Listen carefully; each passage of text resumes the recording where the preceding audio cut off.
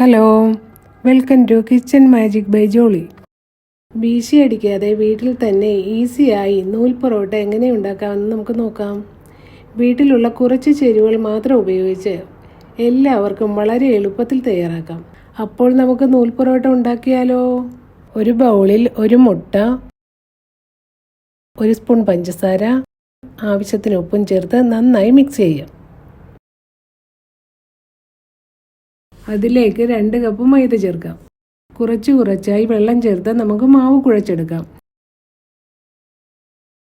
ചപ്പാത്തി മാവിനേക്കാളും കുറച്ചും കൂടി നനവ് കൂടിയിരിക്കണം. അതിനുശേഷം ടേബിൾ ടോപ്പിലിട്ട് 5 മിനിറ്റ് നന്നായി കുഴച്ചെടുക്കാം.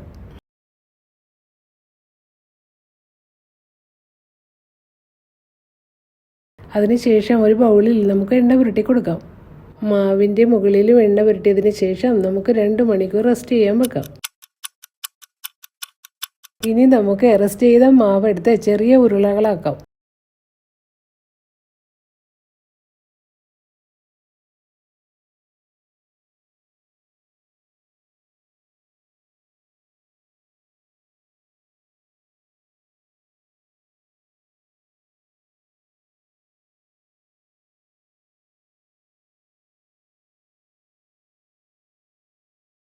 ഓരോന്നും കഴിയുന്നത്ര നേർത്തതായി പരത്തിയെടുക്കാം. ഇനി നീളത്തിൽ നേർത്ത വരകളായി കട്ട് ചെയ്ത് നൂൽ പോലെ ആക്കാം. അതിനുശേഷം ഇരുവശങ്ങളിൽ നിന്ന് നമുക്ക് ചുരുട്ടിയെടുക്കാം. ഇനി നമുക്ക് പതിയെ വലിച്ചു നീട്ടി റോൾ ചെയ്യാം.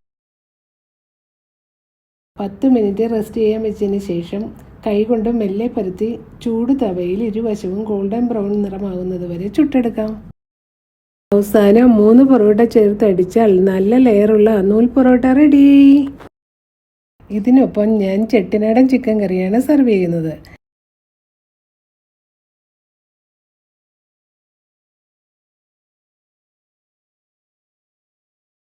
നിങ്ങൾക്ക് ഇഷ്ടമുള്ള ഏത് കറിയുടെ കൂടെയാണെങ്കിലും ഈ പൊറോട്ട കഴിക്കാം. നിങ്ങൾ എല്ലാവരും ഉണ്ടാക്കി നോക്കണേ. നന്ദി. ചാओ.